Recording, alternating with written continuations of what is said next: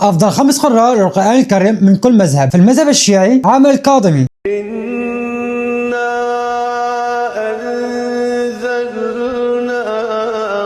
قرآنا عربيا لعلكم تعقلون. في المذهب الأشعري محمد المنشاوي. إنه من سليمان.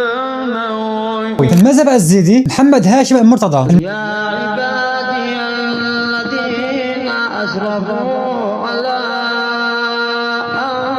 أنفسهم لا تقنطوا من رحمة الله. المذهب الإباطي طالب القانوبي. ولقد خلقنا الإنسان ونعلم ما توسوس به نفسه ونحن أقرب إليه من حبل الوريد. في مذهب أهل الحديث ياسر الدوسري. والذين هم لفروجهم حافظون